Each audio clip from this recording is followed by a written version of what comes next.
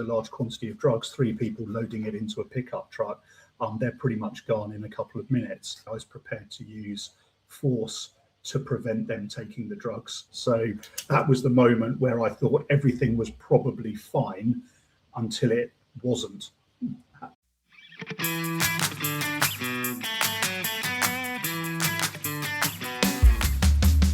Every business owner we've ever met has said it. It's probably fine.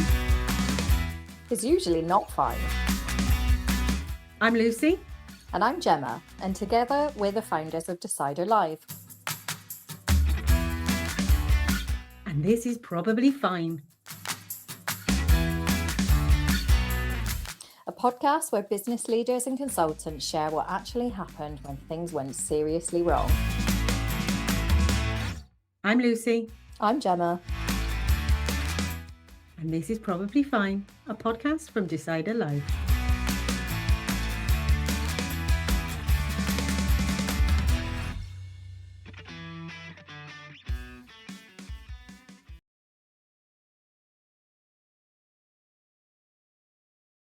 Well, hello, it's probably fine, and it's me, Lucy, and...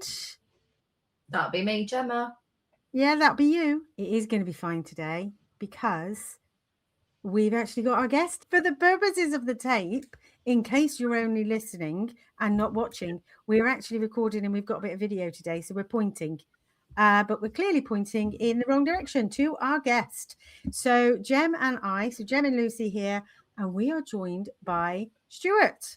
Stuart, quick introduction. Stuart is a leadership expert around performance in crisis and under pressure.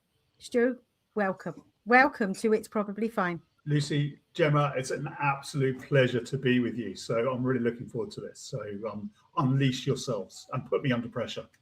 Oh my God, unleash yourself. You're asking us who talk about toilet rolls and hotel scams to unleash ourselves. I don't quite know where this could go, but okay. So I'm going to ask you a question. Easy one to start with. Who are you and what do you do? Good, I like it. So I'm Stuart Barker. I'm a speaker, keynote and workshop speaker, specializing in crisis management and performance under pressure. In addition to that, I have a corporate role as the director with P&L responsibility for a fulfillment and logistics company. So, busy, but prior to that corporate role, I previously had what I would describe as a hybrid career in the military, intelligence and law enforcement. And what I really enjoy doing is taking the lessons that I've learned from leading high consequence operations around the globe in both the military and intelligence context, and taking those lessons and applying them in a corporate environment and sharing that learning with a corporate audience to help them manage under pressure and manage in a crisis. That was a pretty damn good intro, I think. Jem, we quite often, when we first started this podcast, Jemma asked me, what gives you the audacity? And I think we got some evidence there, Jemma, don't you reckon? This feels like the exact perfect guest for our exactly perfect podcast as well. Yeah. Fantastic. Yeah. Well, I hope to manage expectations and see. Don't let us down, Stuart. Don't let us down. Right. So there's a lot to unpack there about what you do now. Yeah. And what you used to do. And let me ask, going into rooms and speaking about decision making, talking about that kind of stuff, how is that translated from the military and law enforcement into the corporate world? I think it's actually transferred across rather more easily than one would imagine. I think, firstly, when you look at geopolitics and commercially the global economy, it's a really ambiguous, complex, difficult environment for people to predict and work their way through. So those models of leadership and crisis management that we're so familiar with, within the military or the intelligence context, actually transfer really well into a very uncertain, complex commercial environment. So I'm really enjoying bringing those lessons that have been honed in some of the most hostile places on the planet, but bringing them into that corporate audience. And I think the one thing that you need to be prepared to do is to sort of change some of the vocabulary so that it's more accessible for people that are applying these concepts in a non-military or non-intelligence environment. So the models themselves transfer across really, really well. I think it's really important as the speaker to understand the needs of the audience and understand the audience's experience and be able to place those models in the context of terms that they're really familiar with and that they understand. And that, of course, is the advantage from having been a commercial director of a logistics company for the last 8 years, because it's a low margin, high volume, tough, commercially tough industry. So consequently, the problems that my audience are experiencing or have experienced are ones that I'm really familiar with. I've navigated from a commercial point of view a logistics company through the commercial shocks of Brexit and COVID in pretty rapid succession. So I really do understand the issues at a corporate level, but are able to take these fabulous models that we're familiar with, from our shared background, and apply them into a corporate environment in a way that lands with the audience. So, Jemma, what was coming in your ears when you were hearing Stuart talk about his background and how it translates into the corporate world now? Do you know what's interesting, Stuart, is as you were talking, I was thinking, I wonder all of these things. And then as you carried on talking, you answered all of my wonderings, which is, I guess, what makes you a really good. But Lucy and I were talking recently. I met somebody who was student commander, and I was talking to him about making decisions, and he just started shouting at me. And he was like, "People are getting shot in the face. What are you going to do?"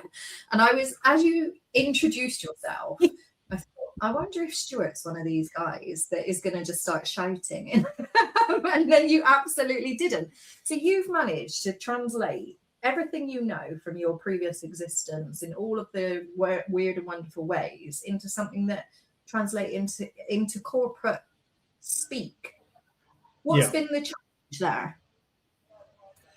So I think obviously I had a real advantage in that I moved straight out of that environment into a corporate environment that,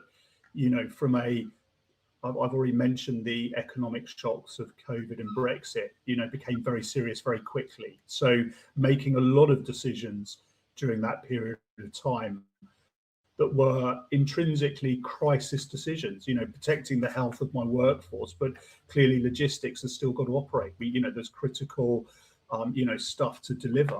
So there's an ethical requirement to sort of, do business as well. So I had the real advantage, if you can call it that, of having moved from an environment which is pretty much predicated on dealing with some sort of crisis most days, in terms of military or intelligence operations, and then immediately applying those models in a commercially, highly high consequence environment. So I had to kind of get my head around it really, really early. And in many ways, that was the best advantage. I didn't really know what normal looked like. So I was immediately applying these really good models into the corporate space, and they're complex. It wasn't just about operations, it's also about things like ethics. So whilst I'm sort of juggling with issues like profitability and cash flow and the sustainability of the company, at the same time I was also doing NHS emergency work at cost from an ethical perspective. So all of these factors, not just operational but also ethical, were also coming into play. So I think to say that I'm lucky, I suppose I need to be quite careful as describing those two events as luck, but it really did land the requirement for crisis leadership in a corporate environment really, really strongly. So you've mentioned models, right? What are some of those models? Because we can talk in kind of code and we can say, oh, this model, that model. What are they? What are the things that you have brought in to the commercial world from, let's say, our shared background and Yeah. the world of the military? Yeah.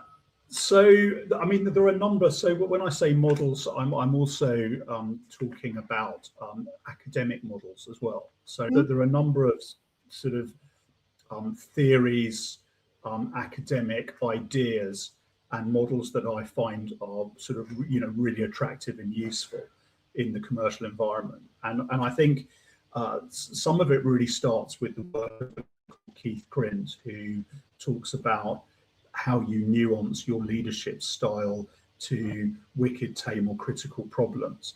And I think that's really, really important, because the thing that I've learned and the thing that's frustrated me on my leadership journey has been a kind of notion that somehow a one size fits all style of leadership is really, really suitable. And the thing that I've learned, having dealing with crisis management that requires sometimes immediate action to protect life, but equally has some real political sensitivities attached to it.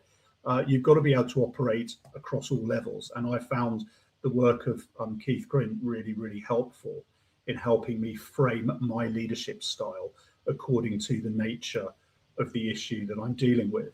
And that returns me to Jemma's slightly unhappy experience, talking to a platoon commander about sort of, people being quite shouty in a crisis. Actually, I have a sort of, a 3 kind of R's mantra that I go through. And the first one is about regulation, self-regulation. So to get a grip of myself in a crisis. And there are a number of sort of, ways that somebody can do that. But also by getting that sort of self-regulation piece right, you can regulate others around you. So that sort of first bit is the sort of regulation. The next bit is, reflection. Is, what is the situation that you're dealing with? What is the style of leadership that you need to engage?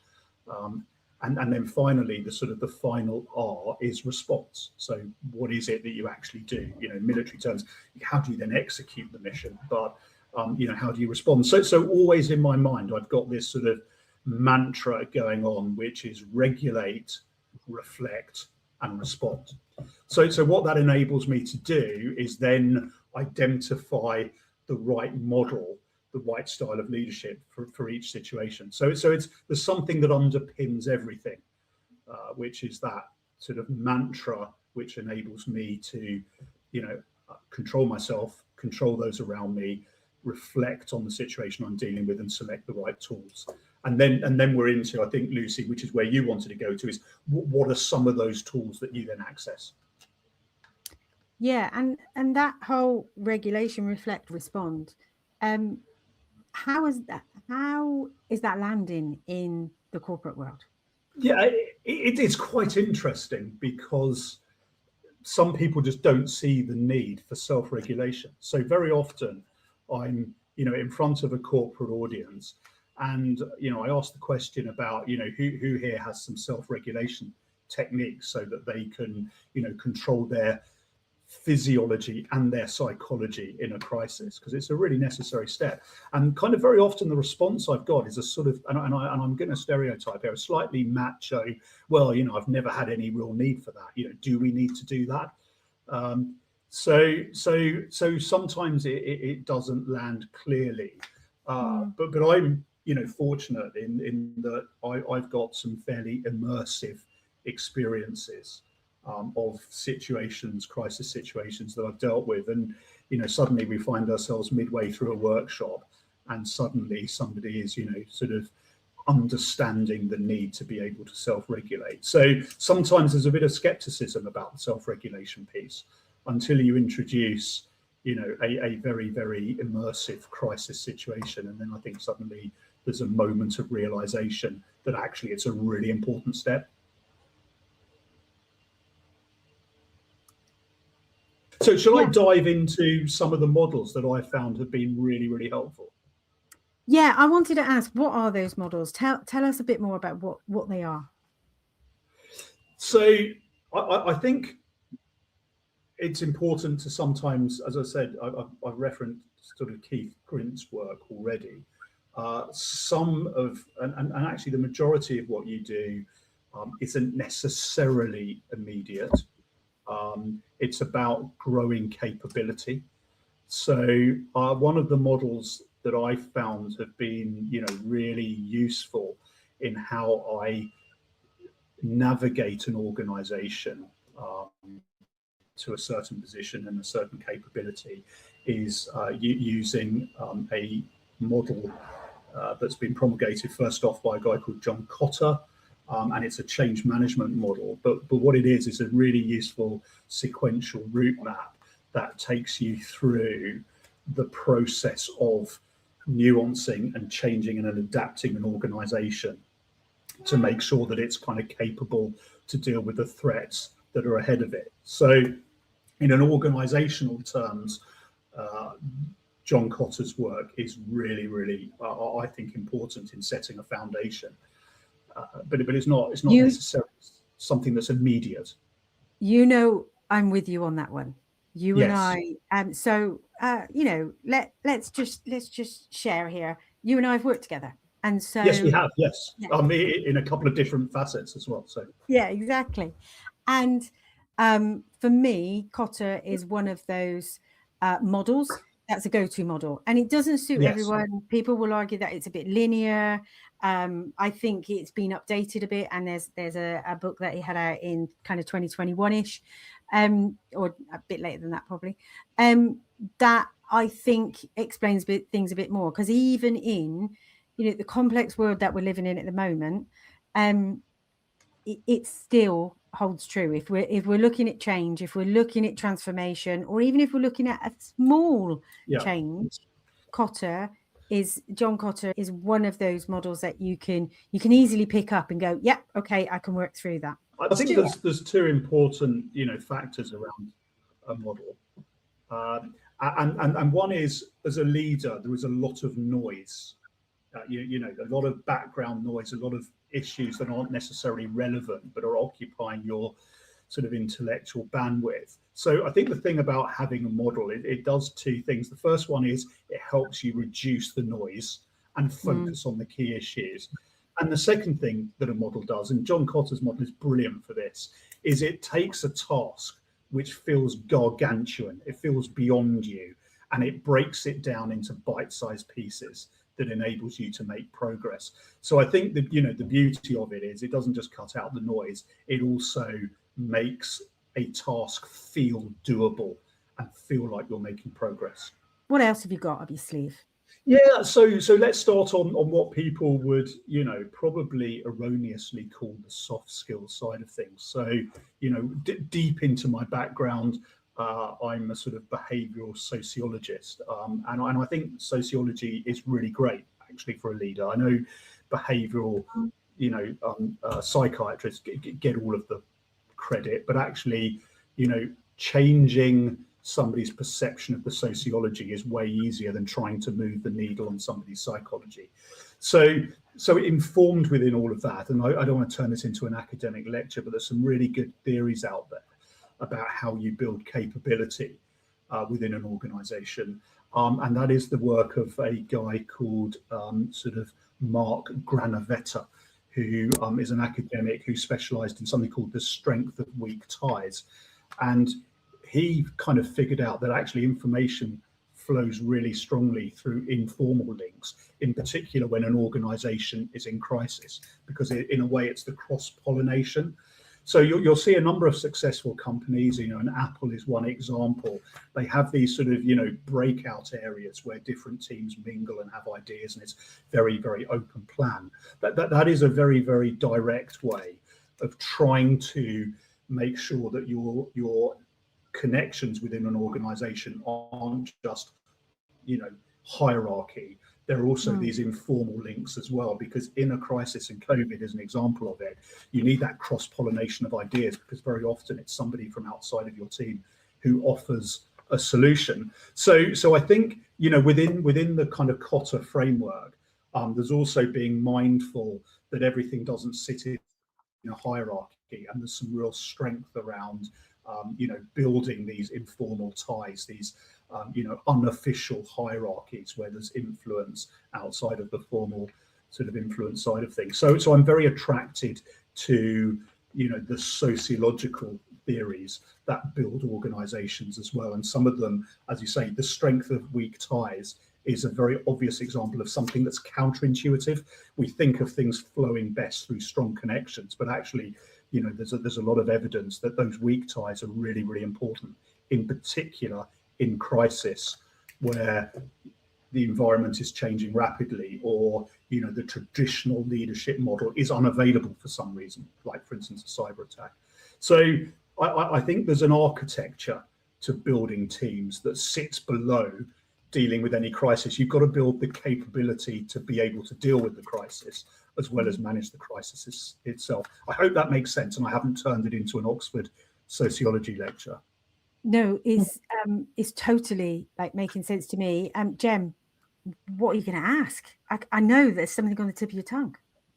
Yeah. Stuart, do you think that organisations know that they're terrible at making decisions? Probably not, actually. I think if you would speak to, most senior leaders in a corporate environment, I think that the general impression I get from the teams that I work with is that they think they're probably quite good at it until you begin to examine it in detail. And then I think they realise that very, very often they're very reliant on, sort of single decision makers. So rather than enabling, others to make decisions, which is the real skill, is to enable others to make decisions at different levels within the organisation. I think it's when you start exposing them to how you build, and I've used the term out of band leadership, how you build the capability for people to make decisions when the leader isn't in the room. And I think they realise that, maybe all decisions have sat with them, but that's not a great model for decision making within an organisation, particularly if you're scaling, you're growing that organisation. It's unsustainable. So to answer your question directly, Jemma, I think most think they're good at it until they suddenly examine that all of the decision making has sat with them, has been probably suboptimal in terms of what they do, but certainly hasn't enabled any other part of the organisation. So actually pretty poor on reflection.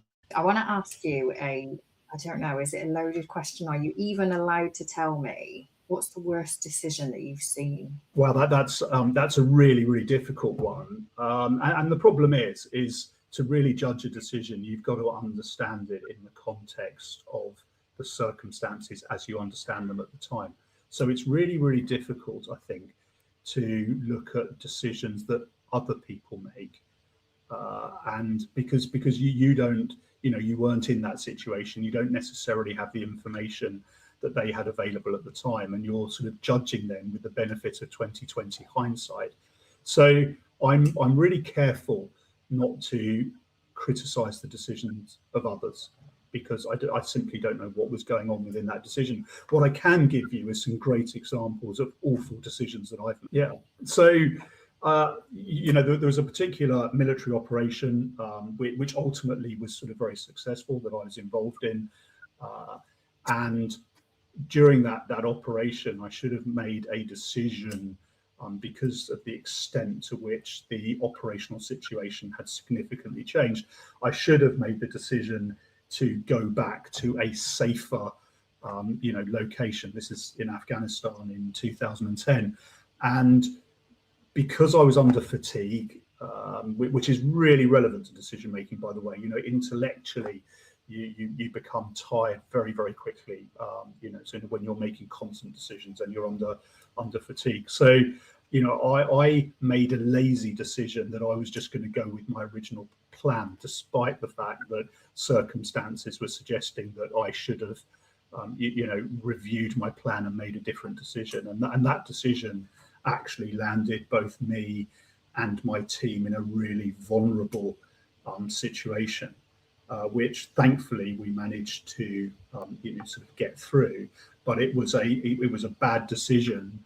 I excused myself to a degree that I was sort of under fatigue, and that it was easy to go with a plan that appeared to be on the surface going really, really well, but actually I didn't review it, and I should have done, but that took a lot of energy to do, and I took the sort of easy route. So it was a reminder to me of two things. One is the processes are there to help you, and even under fatigue you need to engage them and use them because they're there to assist you. The other one that I think is really important, and something a lot of leaders don't do, is build the network of the people around you who can hold you to account. So, you know, what I probably needed in that moment was somebody to say, boss, you know, I think you probably need to relook at this, and kind of give me that feedback. And I think probably as a leader at that time, I didn't build that type of network around me, and I probably didn't encourage or enable people to make those kind of challenges. And with maturity, you know, I've learned that actually I don't want to be surrounded by yes people. I want to be people around me who are going to challenge my thinking and hold me to account on things. So, you know, a bad decision could have had tragic consequences. Thankfully it didn't, but a huge lesson for me in how you need to engage with the processes that are there to help you, but also how you need to build a capability of people around you who can challenge you and hold you to account. So, okay, we're calling this podcast Is Probably Fine. Yes. So one of the questions I wanted to ask you, what's your It's Probably Fine story? Well, we're going to examine that same operation that I was involved in Afghanistan, and it involved a strike operation against what we believed at the time was a Taliban stronghold. And after a lot of planning, we executed the operation, and it appeared to go, you know, very, very well. We gained entry to a compound. We found a lot of bomb-making equipment and weapons that we expected to find. But in addition to that, we found a very, very large quantity of opium. And it was a significant find for a couple of reasons. Firstly, it was unexpected, but it also linked the Taliban to the drug trade in Afghanistan, which was a narrative that the Taliban was saying that they weren't involved in the drugs. And so here we had a significant operational result. So, you know, a successful operation with arrest of a high-profile Taliban leader, the seizure of bomb-making equipment and weapons, but also a large quantity of narcotics. So it was, you know, a significant moment in terms of operational result. But the inconvenient narrative for the Taliban is that we've also got, you know, captured them, as it were, red-handed, being involved in the supply of narcotics as well, something that, you know, their political narrative was that they weren't involved in. So it was a significant sort of moment, and I probably wallowed slightly too much in the, you know, in the glory of that moment that we'd had this successful operation. We were sort of, you know, calling in the result back to, you know, the command center and Task Force Helmand, and you know, I was too busy celebrating to notice that actually a senior ranked government official who had sort of managed to insert themselves into the operation was suddenly looking to take control of the narcotics. So that was the moment where I thought everything was probably fine until it wasn't. And I feel like we're going to go into, I feel like we're in a story, like as in I'm waiting for the book to come out about this. No books, Lucy. We don't do that. But it's certainly, you know, an interesting story. I mean, ultimately, you know, the operation made international, you know, headlines for good reasons. It was a key part of the NATO strategy in Afghanistan, which was to enable the Afghan security forces to look after their own security. And at the time, I was, you know, mentoring with a team of British soldiers. I was mentoring the Afghan police in Helmand province on this particular operation. So it was a really significant, you know, if you look at it in the context, Lucy, of John Kotter's model for organizational change, this was a very significant win, you know, for the Afghan security forces, you know, both for their own confidence and for public confidence. So, you know, you're looking at Kotter's model. I was thinking this is going really well. We've demonstrated that we're effective at doing this. We've got a win that we can celebrate. and then suddenly, you know, in this compound in Afghanistan, you know, with a large quantity of drugs, an equal number of Afghan security forces and British soldiers sort of in that compound. Suddenly we've got this, you know, rabbit in the headlights moment where a government official and his bodyguards are starting to remove the drugs. So, you know, my celebration very, very quickly turned to, you know, one of needing to self-regulate quite quickly as this unfolded.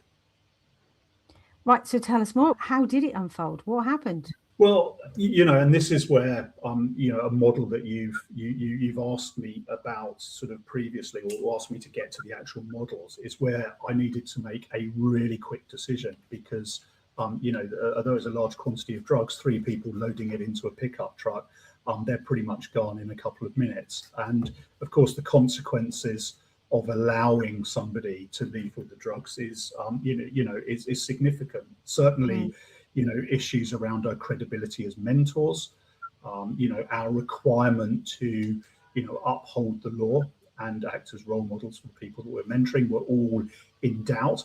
Obviously, you know, a significant political narrative for NATO regarding, you know, how the drug structures and the drug operation operates in Afghanistan would have been lost completely. So there are a number of issues there around not allowing that to happen, but equally an intervention at that point, you know, to a senior government official with bodyguards in a compound that has got as many armed Afghans in it as it has, you know, British soldiers, is clearly from a physical perspective incredibly high risk.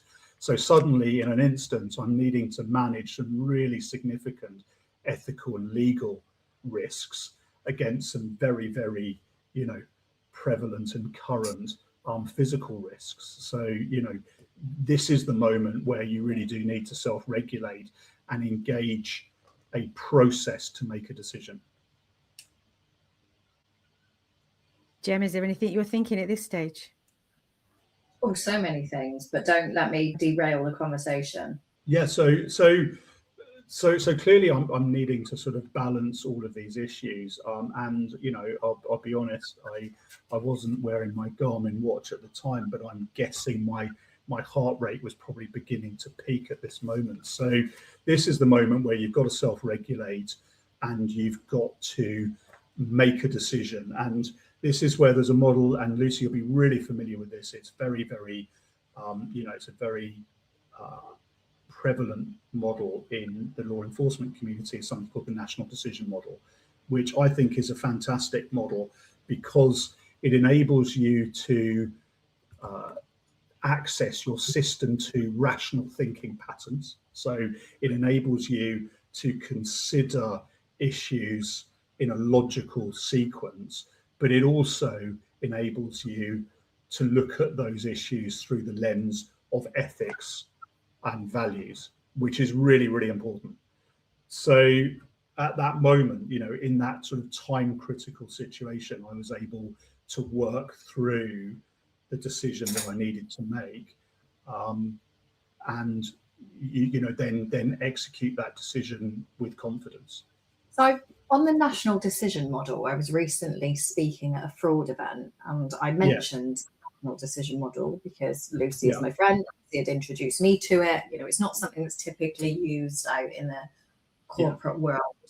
And I'd mentioned it during my talk, and actually a superintendent from a police force approached me after and said, I'd written a whole dissertation on how the National Decision Model can't be used in private industry. And we got into a bit of a debate about that. What's your thoughts? What is it? It can't be used. Yeah. Yeah. Well, I would reject that notion completely. And what I would say is, and I said, you know, earlier on, that it's about the language that you use, and it is the differentiating factor between landing these models with a corporate audience. It's not the efficacy or otherwise of the model, it's the language that's used. And when I was first introducing this model, I talked about code of ethics, which sits at the center of the National Decision Model. Now, you know, as a former, government employee, law enforcement officer. I know the ethical boundaries that I'm working within, but very, very often that code of ethics, or ethics as a title, means absolutely nothing to somebody in a corporate sector. So what you need to do is you need to reframe that in the context of something that they understand. And that something is the values and the mission statement of that particular organization. And once you say to an audience, look, put in the middle of that decision-making model, instead of, a big word saying ethics, actually think of the values of your organization. And that becomes your ethical, guide wire, as it were. And suddenly it means something to people within the corporate environment, because what you've now got is a values-based decision-making model, which is what organizations want. They want people, in particular in delegated positions, to make really good decisions that are consistent with the values of the organization. And so consequently, the reason that I would reject the idea put forward by the person that you interacted with is to say what they've done is a failure of language, not a failure of the model itself. I think it's really applicable. I use it all of the time. And the thing to remember is that the corporate world is full of legal jeopardy. It is not the preserve of law enforcement or military operations that there's legal jeopardy. You're dealing with, and you will know this from the work that you do around human resources stuff. There's employment law. There's a number of obligations that you have as an employer around the law and the jeopardy of not obeying the law. So actually, the national decision model, with the right vocabulary wrapped around it, it really does make sense to a corporate audience, because it is a values-led decision-making model, and organizations love that. And I think that's a failure from whoever you spoke to. It's a failure to recognize that what they've not done is they've not nuanced the language. Model's fine, their language needs to be changed. Yeah, I think that they came over and asked me some questions. I gave them some information. I've actually given them a few statements of how it's been used in corporate, and they've gone away and added to their dissertation with that evidence. I mean, look, here's the thing. Anecdote is really weak, isn't it? We can all say, oh, well, from my experience, and it's a representative sample of one. So, it is really, really weak. But I'm going to say this as somebody who made high consequence decisions in really difficult, hostile scenarios, both from an intelligence perspective and a military perspective. And the model worked fantastically well during those, really testing times. But equally, I've been a senior corporate leader, navigating organizations through, the economic shocks we've already discussed, high consequence decisions that you need to make. And let me tell you, it lands absolutely fine. I'd say case made on that one. I think that the defense rests. Can I get us back to your probably fine moment? Yes. And I just did a little bit of reminding myself of the values of the British Army, for instance. So in that situation, you've got that decision of what do you do? There's a few people taking a hefty amount of drugs into a vehicle, planning to leave the compound, but you have a whole load of things to weigh up in that moment. Yes. And you need to regulate yourself, and then you need to start thinking about, how do I make this decision? What is it that I need to do right now that's going to manage all of that stuff and actually, not lead to a complete diplomatic situation or complete ruination of the success that you've just had. So here's the reality. Okay, in these types of crisis, there is no clean decision. They're all bad potentially. Sometimes you're just going to have to find the least bad option. And I think the situation I've just described is one of those. None of them are completely clean in terms of the decision that you need to make and the intervention you need to make. But and here's the thing: in a crisis, particularly as a leader, clarity kind of is, you almost So certainty, you almost never have it, but clarity you can create yourself. So, again, another mantra that I have is that clarity from a leader beats certainty. And that was a situation where I realized that I needed to weigh up a lot of complex issues. But once I'd made the decision, the execution of that needed to be with absolute clarity, because there was no certainty, but you can create clarity. So, that was what was in my mind. There's also, and I don't want to sort of bite off too many pieces. You might want to dive into some of this, but the reason that the military make really good decisions operationally in a devolved way is because a commander at senior level will set out their intent. And their intent, if you like, is telling people about what the purpose of the mission is, what the military call it end state, but what success looks like, and actually the constraints that you operate under.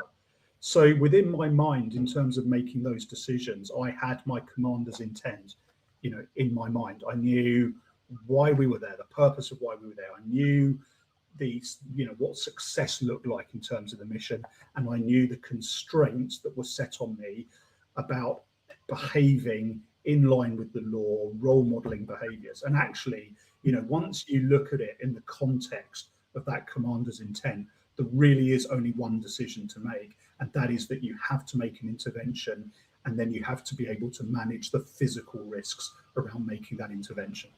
So basically, I don't want to over dramatize it, but the government official involved was given a very binary decision regarding sort of, their continued behavior. So, basically I was prepared to use force to prevent them taking the drugs. And that they were given the alternative of leaving the compound without the drugs. And thankfully, after a fairly difficult moment, they made, which I think was the sensible decision, to leave the compound without the drugs. Ooh. And were there any repercussions? What were the consequences? Well, I mean, clearly, that then led into a rather poor decision regarding, sort of what the remainder of the plan looked like, in particular where we went back to after the operation. But there are a few consequences. I mean, firstly, by making that intervention in a really ethical way, preserving the evidence that we had, the operation was, and there's a lot of media you can find. If you can be bothered to look on YouTube, you can find me sort of, being interviewed on television about this. There was it was presented as an international success. It was presented in, John Kotter would have loved this, in terms of a real win for the security forces and a real step forward on the transition, for the governance of the Afghan security forces of their own country. So, the consequence was a really successful operation that was snatched from the jaws of defeat, frankly, from that point of view. But also the other thing was, by going through that process in a really ethical, lawful, but rigorous way, with absolute clarity in terms of execution, we are able to ensure that infraction was reported to the counter-corruption police, and then later, counter-corruption arrests were made. So it turned it into a significant success, both in terms of the operational capability of the Afghan security forces in Helmand, but also in terms of the judicial system to deal with, something that was perceived to be institutional corruption. Incredible. Right, what's going through my head is, quite often Jem and I will get on a conversation and we'll chat on this podcast, and it really isn't anywhere near as impactful and impressive as what we've just talked through. So I think that's evident in the fact that we're both sat here speechless and listening intently as opposed to interview. And I kind of want to go back to something a bit boring, a bit mundane, actually, that you mentioned earlier. Not about the kind of really exciting stuff that was there in the moment. You talked about the strength of weak ties. Yes. And there probably is a connection between the activity that you've just spoken about and the strength of weak ties. But I kind of want to just follow me through on this one for just a moment. Yeah, no, absolutely.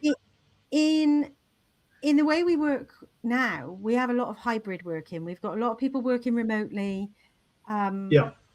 And that strength of weak ties for me is something that's really popped out, that I'm sure when you're in operations, when you're in country and you're doing that stuff, you're all together, you're band of brothers, you live together, you work together, you do everything together. Your families are not even there. Yeah.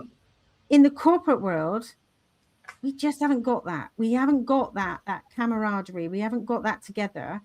And with hybrid working, how do we build that team, and how do we look at that strength of weak ties? It's really difficult, but then leadership is difficult, isn't it? That's why we hone the craft that we hone around being leaders, because we've got to find solutions to difficult situations. And yeah, of course, it's all easier when people are in the same place. You can schedule that kind of team time, breakout areas, communal use, kitchen and eating areas, all are really, really easy ways to do that. But sometimes, you don't have the luxury, and it's not just about hybrid working. Sometimes, I've been, and this because we share this background now, Lucy. Yeah. But sometimes you are commanding teams that are spread across the country and are very, very kind of low visibility bits of business. So you've somehow got to come up with the right strategies to bring those teams together at the right time, even though they're in different geographical places and they are intentionally low visibility sort of workplaces. So you've just got to find the activities, whether that's through teams, which can sometimes be suboptimal, but whether you do that or whether you intentionally bring people together to do that. You've just got to find the solutions to do it. And in a crisis, it's not easy, because with COVID, at the very moment when you needed those connections and those weak ties, was the very moment where the law was requiring you to isolate people and teams in a way that they couldn't mingle in that way. So it's for a leader to find those solutions. But the beginning of that journey is understanding that it's an issue, that building connectivity and trust.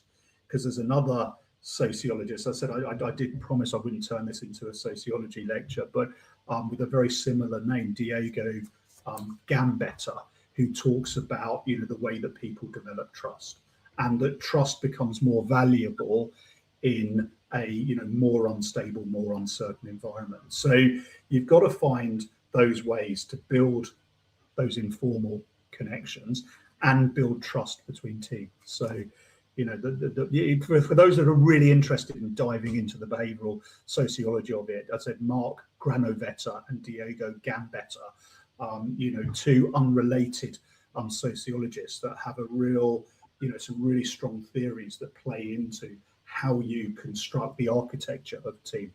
But look, to answer your question, as a leader, you've got to find a way. You've got to do it intentionally. And the thing about that is you've got to understand it's an issue. And that's the problem, I think, with a lot of leaders, is that they're fighting fires. They're not building this kind of capability, which is why, the two ideas that I have on leadership, which are around out of band leadership, which is how you build the capability. How, that's how the team becomes capable. And actually decision velocity, which is about making really good, clean decisions in times of uncertainty, is the execution part. So the two, you can't separate them. Out of band leadership is building the capability. Decision velocity is about how you execute the capability. And you need to do both. Jem, how does that resonate with you around the aspect of hybrid working, that aspect of working in a business where you don't know everybody, you don't know too much about your team? Yeah, so I was interesting because there were so many, again, Stuart, thank you for sparking loads of things in my brain where we don't have the time to unpick them. But hearing you talk about the leadership side, the hybrid side of things, I had a question, but I don't think we've got time to get into it, which was, what if all of that falls apart? What if you don't have those leadership skills? where does it go horribly wrong? And I think we've all had experiences of it going horribly wrong. But Lucy, in answer to your question, the most important thing for me always is to build those relationships and those, make sure that I do have that in place before I do anything else. I always joke that when I start working with a company, the first thing I do is buy the IT department some chocolate, and I go and make friends with the receptionists and the facilities teams, because they know where the body's about. Yeah, of course. And that there is the very, very enactment of strength of weak ties. You're not pinning somebody down formally in an interview. You're finding those informal moments, and information travels, and this is the counterintuitive bit. And listen, you're going to get me on behavioral sociology, which you don't want to do because I'll bore you with it. But what you're doing is you're creating an environment where information can flow, and the reason that it flows so well through weak ties is because people don't feel beholden or responsible to it. So a very, very strong tie kind of ties you into some protocols and types of behavior, whereas a weak tie, people feel much more enabled to pass information. So it's really counterintuitive, but that exchange of ideas, particularly in crisis, comes from weak ties, because weak ties are particularly good at creating an enabling environment where people feel psychologically safe to share ideas and pass on information. What more is there to say? I think we could talk to you again. I'd love to have you back in and have a deeper conversation and more of this kind of conversation. But we are rapidly getting to our time up. Stuart, how can people find you, find out more about what you do, listen to you speak? Where do they go?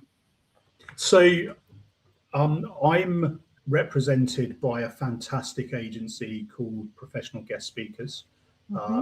Led by a guy called Kevin Parr. They're a fantastic agency. I'm exclusive to them. So I have a landing page on their website.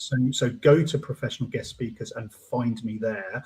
But I've finally sort of, swallowed the pill, and I've been nagged to have my own website. So currently Professional Guest Speakers are constructing a website. It's not live yet, but it soon will be. But you'll find me at Professional Guest Speakers via Kevin Parr. And as you probably gathered, I'm really passionate about working with organizations to navigate them through crisis and through really difficult, uncertain times, using these ideas of create the organizational architecture. This is out of band leadership, and then finally the ability to execute when it really counts, which is decision velocity. So passionate about doing that work. I think that may have come through in our conversation, but find me at Professional Guest Speakers. Amazing. Thank you. Jem, is there anything you want to say before we wrap up? Oh, I'm mirroring the thank you, and let's chat again, definitely.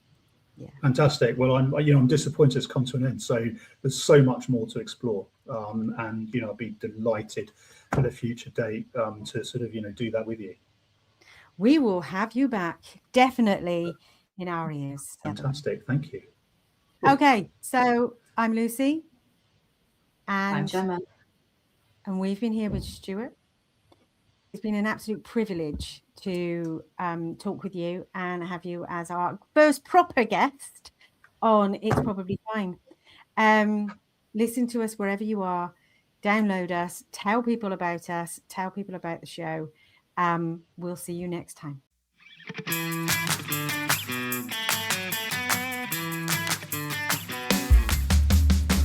I'm Lucy. I'm Jemma. And this is Probably Fine, a podcast from Decider Live. New episodes will drop weekly, or maybe they won't. Subscribe wherever you listen to podcasts. And if you've got a story, we want to hear it.